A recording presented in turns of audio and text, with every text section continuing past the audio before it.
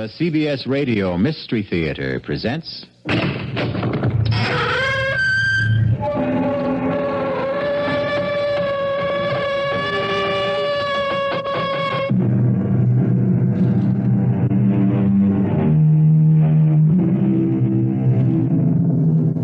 Come in. Welcome. I'm E.G. Marshall. All peoples have their separate legends, their superstitions, and their fears. Julius Caesar once said that all Gaul is divided into 3 parts. But whatever their political alignments, the Gallic people shared their legends in common, and none more persistent and accepted than the belief in the second sight. Usually called a gift, but one wonders if perhaps it is far more the reverse of that. No. Is it Ruth? What? Oh, Granny, Bridget, I must have fallen asleep. What was troubling you in the dream? Oh, Granny, it was terrible. They were topping a big redwood on Peakman's Hill. And Jason swung over on his rig to crosscut with Red Pelly. He was trimming away some branches with a small chainsaw when all of a sudden he sheared right through his support line. And I saw him fall like a stone, clear down into the ravine. Oh, it was awful, Granny. It was just like I had seen it with my own eyes. Oh, Granny, don't cry. It was only a dream, love. Oh, don't I wish it were, child. Oh, the Lord proved me wrong, but I'm afraid you're cursed with the second sight. Oh.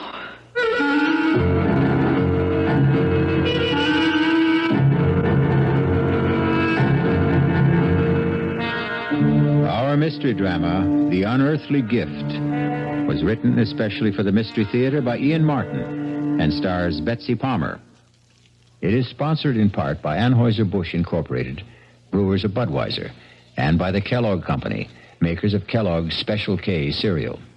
I'll be back shortly with Act One.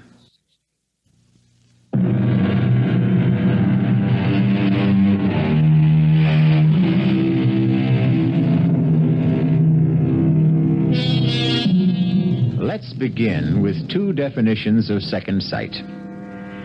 The unearthly capacity to see things impossible for ordinary people to see, or the ability to foretell events in the future from the shadows they cast before them.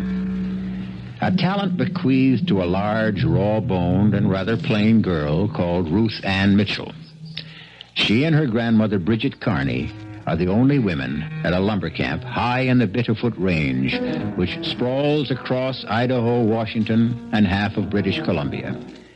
Ruth and Granny cook and keep house for the lumberjacks. And what can I say, Mamselle? And Granny, we feel very bad, especially Big Red. He was up there with Jason. I told him 100 times to use a double rig, but he never wanted to listen. Where is Jason? He is in the wagon with Ruth. I will have to take him down the mountain to Rockfall and the main office. I want to see him. No, I think that is not a good thing. He fell 500-600 feet into that ravine. I want to see him. Let her, if she wants. Now, you'll hurry back? Yeah, just as soon as I'm sure Jason gets a burial befitting him. You've got room to take me, Frenchie. Mais oui. If you are sure you must. It's what I owe him. Not enough, but all I can do. Oh, Granny, if I knew, why couldn't I have stopped it? How can you hold back the hand of God, child?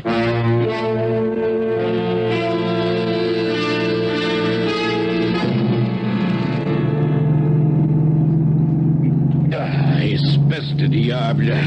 This is one bad road. You want me to drive, Frenchy? You, a woman. Well, I know it like the back of my hand. My daddy was a straw boss at Greenwood's camps, and from the time I was 11, I grew up there. And your father, when did he die? Oh, in the big fire. When the South Slope burned up. And your mother? She died having me. So you stay on with Granny. She is your only family? Yes. All I have to love. And Jason, too, you lost. Oh, Jason was kind to me. Why do you stay at a lonely camp like Greenwood with a bunch of roughnecks like us? Where else would I go? To the city, no, where perhaps you find a nice young man who... Me? A plain, awkward country gal who stands head high or higher than most men and knows nothing but to just cook and to do the chores. Jason did not think you were so plain. What did you mean about Jason when you said you might have stopped it? Well, I had sort of a dream. I mean, hours before you came back to camp. Just when it might have happened. I thought, Frenchy, that I saw the whole thing just the way it happened. My family was from Bretagne in France. We are also like the Irish, what you say, Gaelic. Yeah. There also is the vue de l'ombre, what you say, the second sight. That is a gift you have. I don't know, Frenchy. I just don't rightly know. I don't suppose I really ever want to know.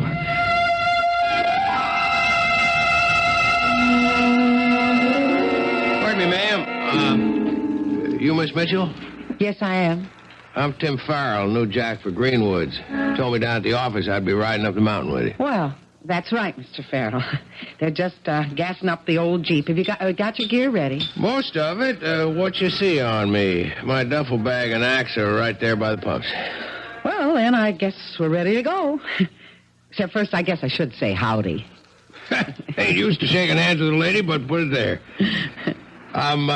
How about making it Tim? I ain't used to Mr. Oh, yeah, well, my name's Ruth Ann.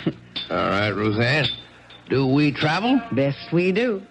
It's a rough trail, and I really prefer going it while it's still light.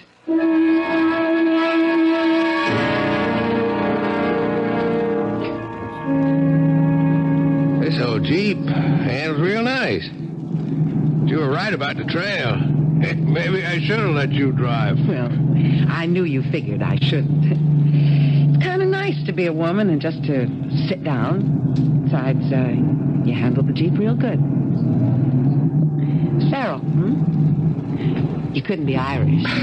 Some generations back, mostly, though I'm just a roving lumberjack. Born in Montana, never been out of 7 northwestern states in the good old U.S. of A. Ah. I don't figure you for all of that Irish either. Well, not so much on my father's side, but all the way down on my mother's. Oh, wait till you meet her mother, Granny Bridget. She cooks chow for all you jacks. Good chow? Best you've ever tasted. And I'm in love with her already. Now, what do? Well, I help her. Well, now, there's something to consider. If Granny comes through as strong as you promise, I may be half in love with you already without knowing.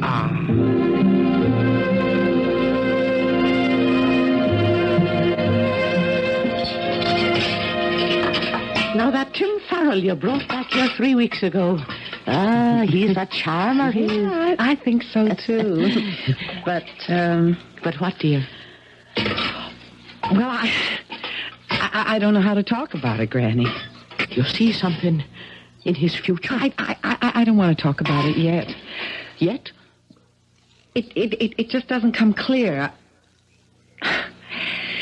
It's a full moon tonight. I reckon I'm just going to walk myself some more before I go to bed. Is it Tim you're going to meet? It's knowing it all by my own thoughts. Or maybe just to be alone and remember Jason. Don't wait up for me, Granny. I'll not close an eye till I know you're back home safe and sound.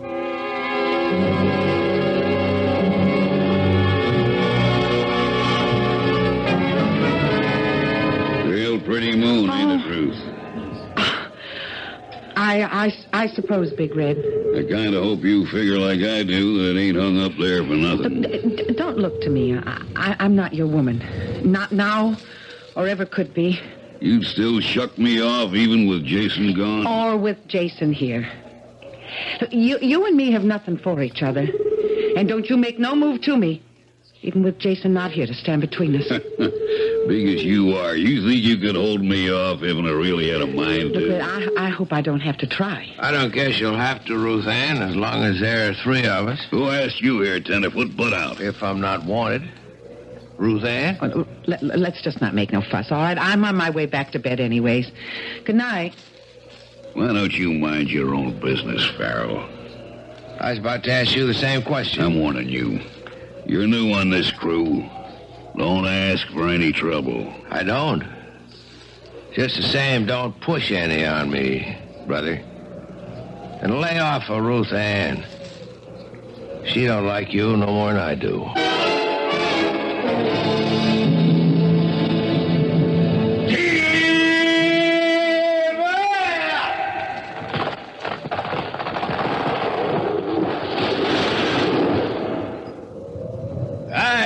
Gal, she come down to whoop. So bad, eh? That's even. No sight more beautiful, no sound nearer the heart. When you start stripping out Big Red and me, we cut out the next big tumble, huh? Okay.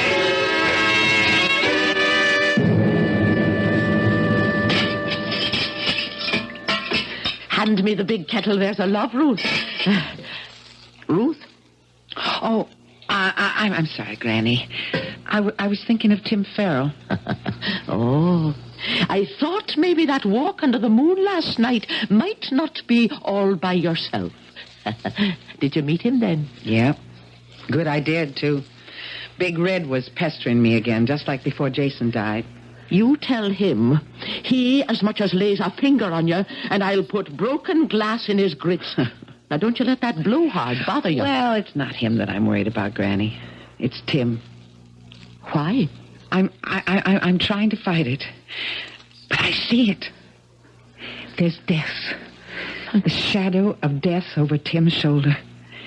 And I'm somehow in the shadow, too. Oh, Granny, why do I have to see it? And still know that I can't stop it? Oh, now, Mavournin. Don't wreck your heart with what can't be changed. I told you before, Granny. I won't sit by. What is it, Colleen? What are you staring at? I see him now. They've topped a tree. And Tim's stripping it. He's all alone in a... No.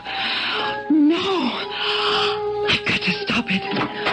I've got to stop it. Dear Mary in heaven, watch over my lamb, whatever the Lord has marked her for.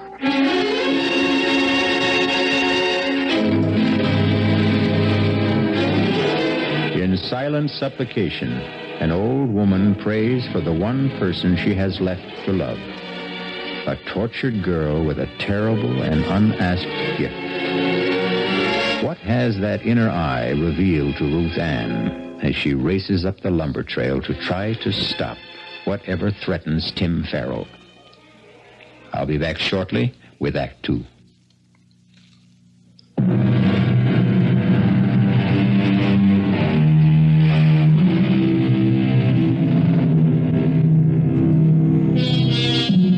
At the stand of trees, the lumberjack crew is thinning out. Frenchie and Chuck Turkle are on the big crosscut, finishing the high cut, while Big Red, having finished the notch, is now driving the wedges. Down the mountain, Tim is methodically stripping the branches from the topped tree, his back towards them. This is the picture Ruth Ann saw in her mind's eye, sees now in actuality as she struggles breathlessly up the slope. Tim! Ruth Ann, what is it? Run the tree! I'm not in its path! Look back! Look back! What? Ruth! Ruth! Run to the side! Run to the side! Time! There's no time! Look out! Look out!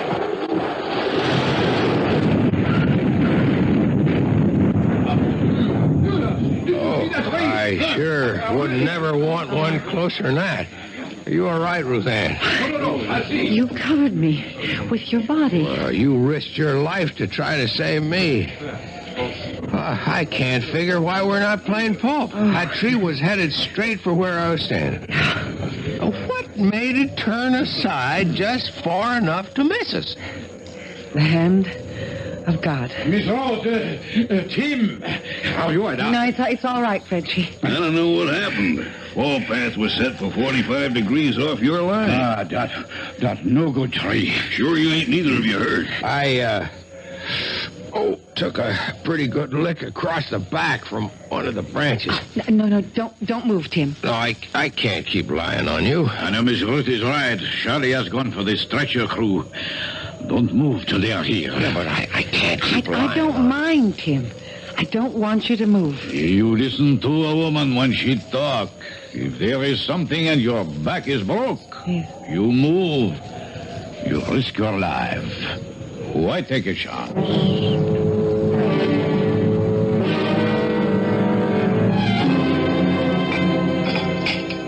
Well, that was a powerful good bowl of soup, Ruth Ann. I'm glad you liked it. Here, let me take the tray. How's your back today? Oh, it's tolerable. Now I know that there ain't nothing broke. I feel I better be getting back on my feet and go. No, sir. You just stay right where you are till the doctor says that you can rise. Ruth Ann, tell me something. If I can. Where were you going when you come up the mountain that day? Why do you ask? I don't know. I had the feeling. I mean, they hadn't even yelled timber before you seemed to know that was a maverick tree, and it wouldn't fell right. Well, maybe it was just intuition. I was born and bred in tree country and around camps, and I've got to get back down. Granny needs my help. Ruth Ann, Yeah. I want to thank you for saving my life. Well, if I had anything to do with it, I'm glad. Maybe someday I can find a way to make up for it.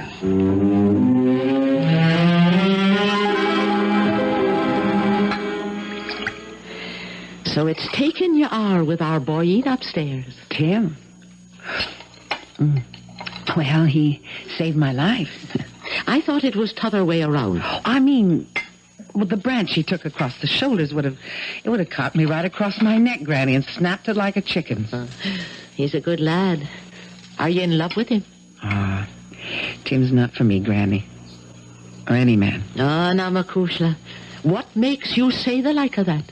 You know, Granny, I don't want the gift, but I can't escape it. It's like a lead weight around my neck. Or around my heart. Did my mother have it? Kathleen? Yes, she did. And did she know about my father? Not before she married him, or she would never have married him. It never comes till we're well out of our teens. But, Granny, did she know that he was to die so young? She knew. And about herself? She knew that, too. And knowing that I would kill her in childbirth, she still went ahead and had me? Now, there's always the chance the good Lord will change his mind. Look at you and Tim. Only he hasn't. What? Granny, I wish I could see it clearer. I stopped it once, but I don't know if I ever could again. Tim wears the shadow of violent death like a collar. And somehow I'm the one who's hanging it there. Oh, Granny. Granny, I don't know what to do.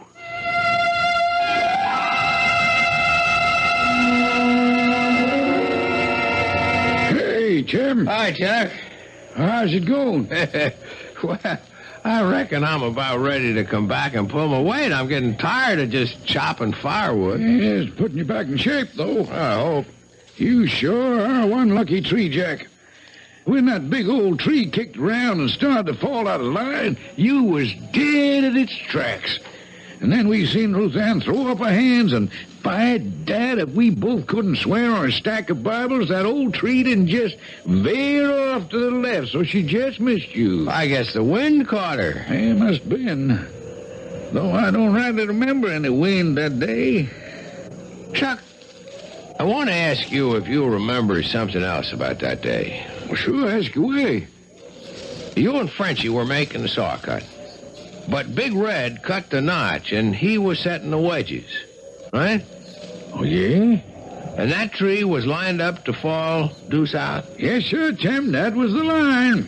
And you know I was working away on the east, 45 degrees pretty near out of the fall line. Oh, yes, you were for sure, Tim. Then how come she turned so out of line? Well, now, sometimes you'll get a tree that has a real tough core or twister on you. You or Frenchie ever had that happen to you before? Well, no, not as you'd say, but I've heard tell. How about Big Red? Well, you'd have to ask him. Doesn't he go around bragging he can fell a tree on a dime and he ain't never missed? Well, I have heard him say that, but... Yeah, well, maybe I just will go ask him. Look here, Tim. You better watch your step. You get him riled up. Big Red is bad medicine.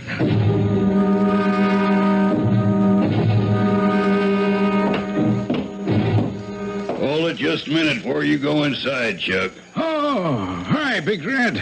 What was you and Tim Farrell getting your heads so close together over up there by the woodpile? Oh, we was just chatting. I seen he was asking you a powerful lot of questions. I'd like to know them questions and your answers. Oh, Big Red, you're like to break my I arm. might just do that if you don't loosen up. Well, I don't want to make no trouble. Any trouble I'll handle. You talk. Don't leave nothing out. I want every word.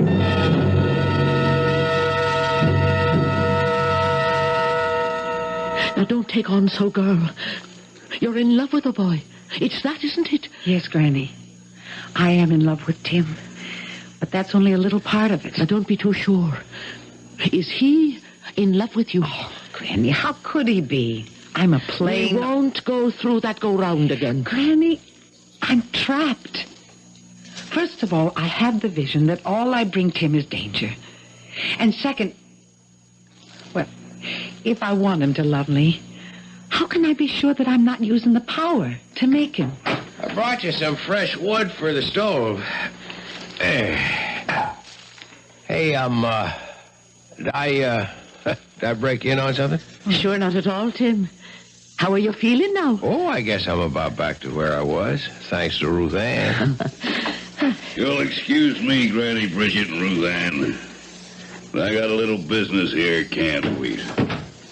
You get yourself out of my kitchen, Red Pilly, and all your riff-raff with you. Not till something gets straightened out.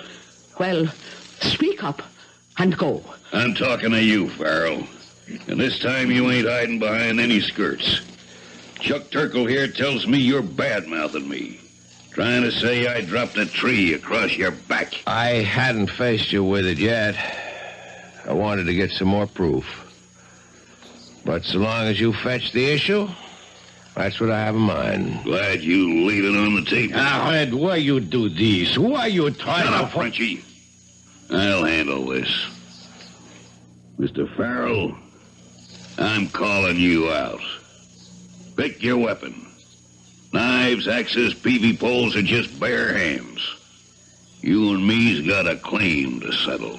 A claim? Well, let's just call it a plain falling out. Don't pay him any heed. You keep out of this, Ruth Ann. Indeed, I won't. You're all like a bunch of children, except that you're playing with lives. Ruth Ann, maybe I want to be called out. I'll stand no nonsense like this in my kitchen. Near under 50 years I've served this camp. And I've never tolerated brawling in my kitchen. So you'll all take yourselves out of here before I... Hey, Granny. Oh, come on, get move back, you old kids. Give us some air. Ruth Ann, is it her heart? I don't know. I've never seen Granny sick before. Frenchie, go bring the wagon. We're taking her to town and the nearest doctor. You speak well. I bring the wagon to the door. Granny? It's nothing. It's just a little fainting spell. Oh, darling. Maybe I'm getting too old for so much excitement. Where's Ruth? Oh, I'm right here beside you. Put your arms around me, Makushla. All right, now the rest of you stand back. Don't crowd them. Move right there. I'm still crowding you, Farrell. Not now, Big Red. There's a time for everything. Yours and mine will come. Name it. When I take Ruth Ann and Granny Carney down the mountain and make sure Granny has proper care, I'll be back. With Ruth Ann? That's up to her. If I had my way... If you're coming back, Tim, I'm coming too. Why? There are 45 lumberjacks that still got to be fed till other arrangements are made. Granny will insist on that, and then... Then what? Whatever's got to be unwound among us, it's going to take the three of us to do it.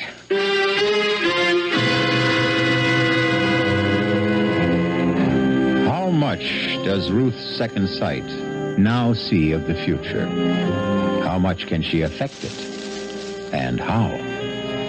Is the shadow of what's to come going to engulf her, or can it be dispersed and blown away? Is the unearthly gift something that can prevail against earthly circumstance? We'll return shortly with Act 3. This is WBBM Chicago News Radio 78.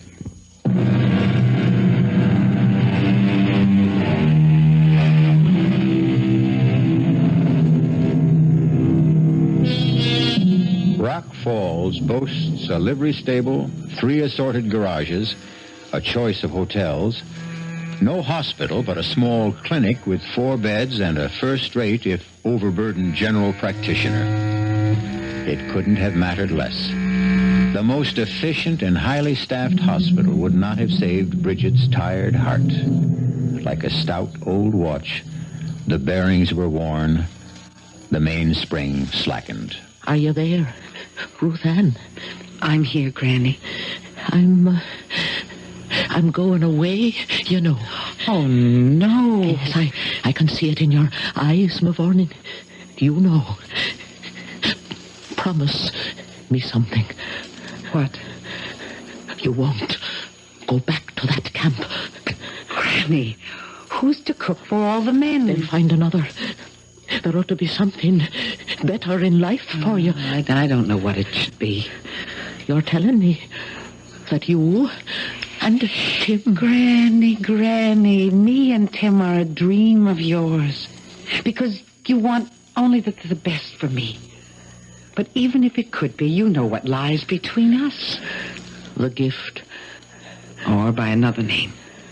The curse. Where is he now? He's gone back to camp. And you let him go? How could I stop him? And I was needed here. No longer. Now go and follow him. And leave you here. My time is used up. Come close. Granny, I'm never very far away from you. Soon you will be. Let me say this while I can. Some of us are the lucky ones. I was. How? I had the gift as well. Little I wanted it. It was clearer than yours. So I knew just exactly what to expect. I knew your grandfather, like your mother's poor husband, would have gone from me early. Granny. Forgive me, child. I was just looking down the long corridor of time that I've left behind. Where was I? It doesn't matter, Granny. Oh, yes. Yes, 'twas this. about the gift. It came to me late and left me early.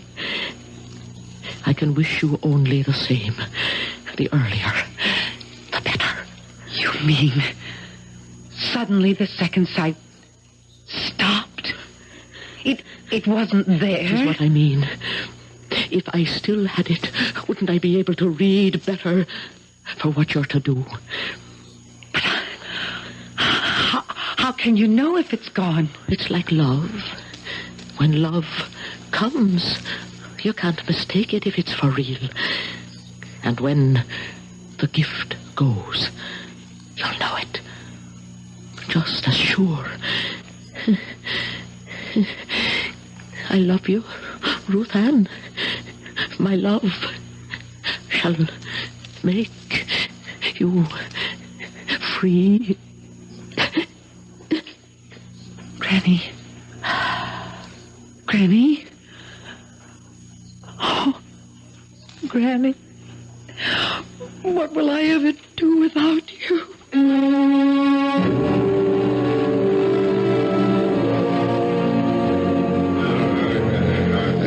Mes amis, by the old logging rule, this contest is to the finish. By selection of both contestants, there is no weapon but the human hand. First, I ask each if they must fight. Big Red. No man's gonna make the kind of charges Tim Farrell's been making about me behind my back. And Tim. Red Pelly rules this camp and all of you by fear. It's time someone challenged him. I'm doing that. So you will come on, set the bell. Are you both ready? Let's get on with it. Tim. You heard the man. Let's get it over with.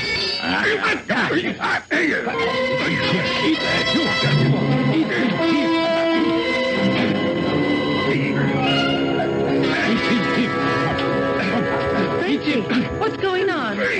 Miss Rose, where you come from? The doctor drove me back. Stop it! Stop it! No, it's old log camp custom. You mean no one can stop it till one man is out cold. He's too big and strong for Tim. What I try to say, Miss Ruth, but your Tim feels he must fight. Well, if you won't stop it, I will. Ow. Because I will it. Like this. Okay, Tenderfoot. Now I'm gonna stomp the living hell out of you. I'm not asking no mercy. Come on. Just try to stop me. Just what? Here's one last go for luck. What the? Are you going to get up? I can't. You quit?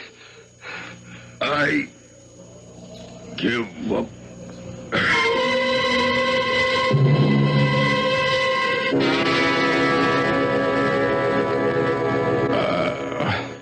Just take it easy. You're all right.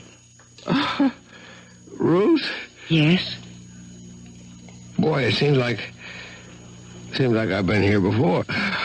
Now that Granny's gone and you're okay, I'm going away. Well, if that's what you want.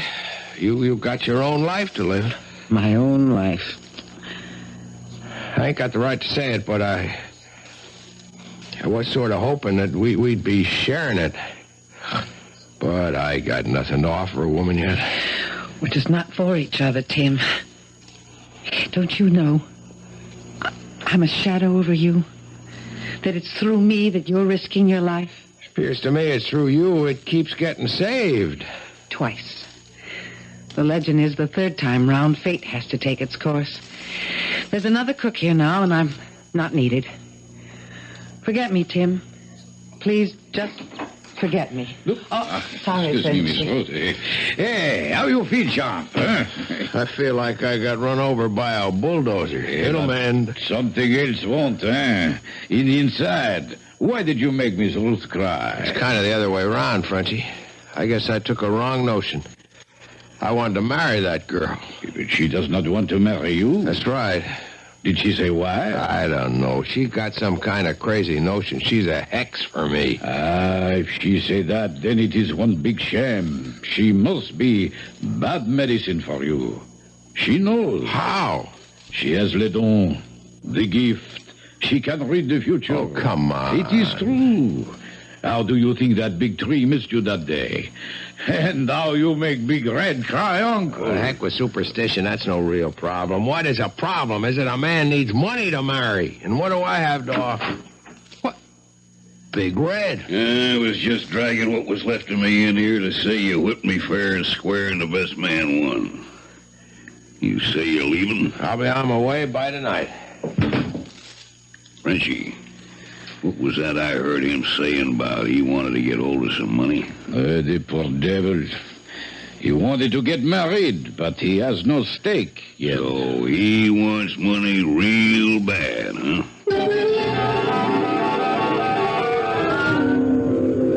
Hey there, Big Red. What are you doing so far from camp? Oh, just stealing me a little breather, Chuck, and having a stroll. Hefting your axe in your hand?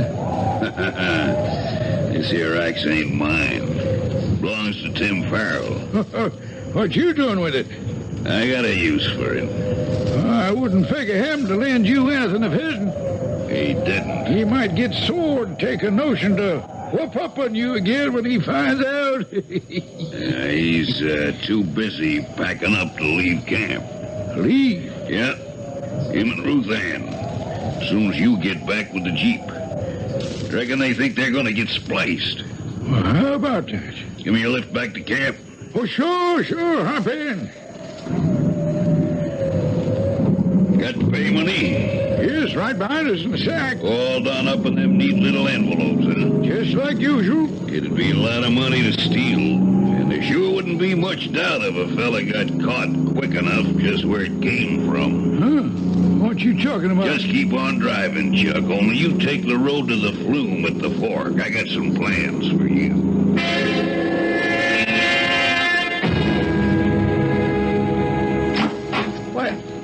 What are you doing with my gear, Red? Oh, why, I was just going to carry it out to the Jeep for you. I'll handle it myself. What's the Jeep doing outside there? Where's Chuck? I reckon he took the payroll over to the straw boss. You drawing yours? No. And we'll ride over there and pick it up before I drive you and Ruth Ann down to town. She's coming with us? As if you didn't know.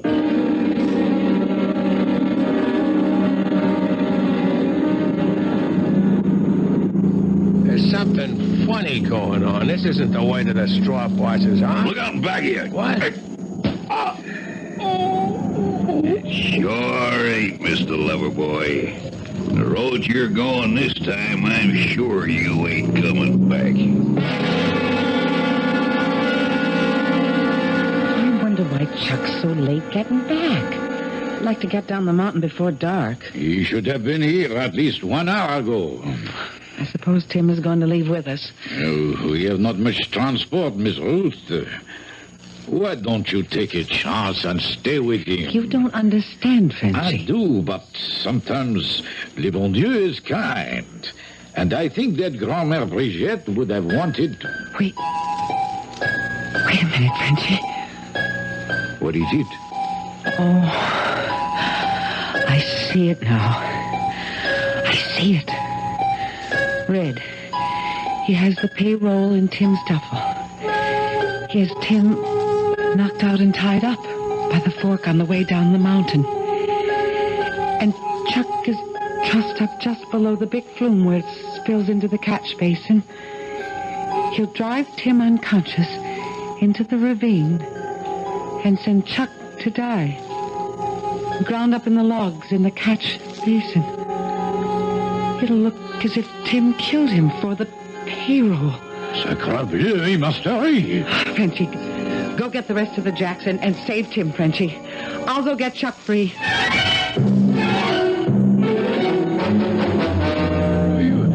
You crazy, Red? Like a fox, Chuck. Ain't no woman gonna make a sucker out of Red Pelly. She turned me down for chasing. Well, I took care of him. Climb. Climb? Up to the sluice? Why? I'm sorry, Chuck, but I gotta set this up just right. What are you going to do with Tim's axe? I'm gonna bury it right in your skull, Chuck, so nobody has any doubts as to who. Oh, no, you're not, Red. Ruth Ann, How'd you get up here? Many's the time as a kid when the logs weren't running, I've shooted down the flume. From the camp right to this station. Oh, I knew I had to move fast to stop you. You can't. It's too late. I've burned all my bridges behind me. Now, worst of all, it's got to be you, too. Oh, but you can't touch me, Red. I have the gift. The gift? I turned the tree aside to save Tim, and I held you back from stomping him. All with the help of God, and now I'm going to stop you again. Run, Chuck. Run. But you... No, he can't touch me. I'm sorry it has to be this way, Ruth Ann. From the beginning, when you first come, you was all I wanted. But you turned me down. What are you doing? I'm going to open a sluice gate. There's 600,000 board feet of logs already on the way down. And we're going with the first that comes. If I can't have you, no one else can. Hey! You hear me? I hear you. You touch Ruth Ann, I'll kill you. Ain't none of the three of us going to stay alive. Come on up. You put down that axe, Red. Until I take your flight. Go, Ruth Ann. Give me room, Betsy. I've got his feast. Damn your hide, I'll split your skull. Watch him. He has your axe. Hang on, Ruth. I've got a peavy pole. All right, Red. You want to give up? Oh, won't you? If he cried, we have too Stay many. over the platform, Frenchie. We need room. Damn it. Oh, you spite me. Let go of the peavy, Tim. He'll drag you with him.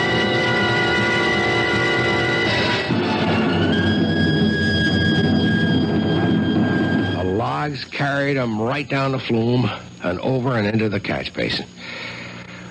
He was ground to pieces.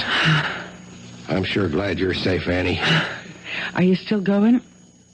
Well, Red is dead, but nothing between us has changed. One big thing is, What? when I thought I had the power to stop Red, I found I didn't, Tim. I just had to rely on myself and hang onto the axe that he was trying to swing down on you. Are you telling me? The gift's gone. I don't have to be afraid anymore. It's a new life. It sure is. What did you call me back then? Annie. That's a new name for a new life. And the one that's gonna be my wife's. Come on, Annie Farrell. Kiss me, if you like the name. Anything you want to give me is just exactly what I like.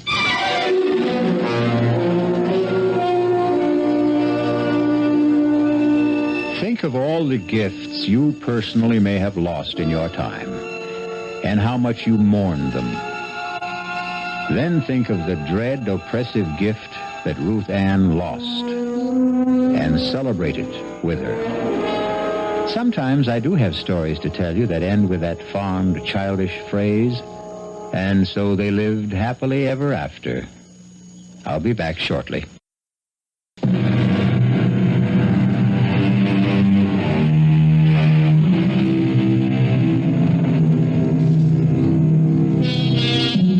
Nothing in this life we live can or should ever be expected to be perfect. We can only wish and hope that as a sizable clutch of feral offspring arrive and grow, that not too many of the girl children will be afflicted or blessed with the gift.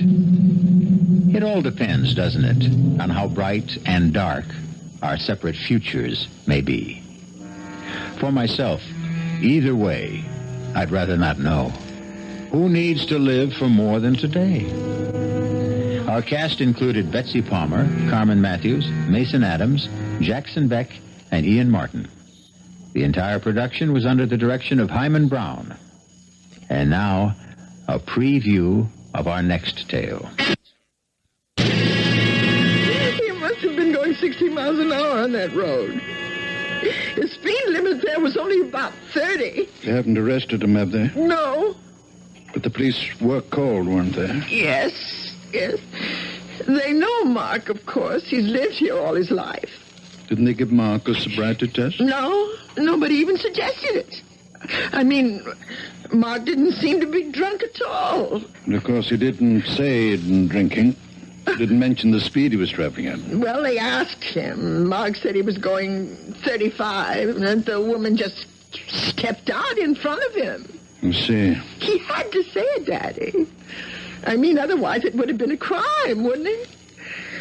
I think it's called vehicular homicide. Well, he could go to prison for that, couldn't he? Perhaps. Oh, Daddy. Donna, what did you say? This is E.G. Marshall inviting you to return to our Mystery Theater for another adventure in the macabre. Until next time, pleasant dreams.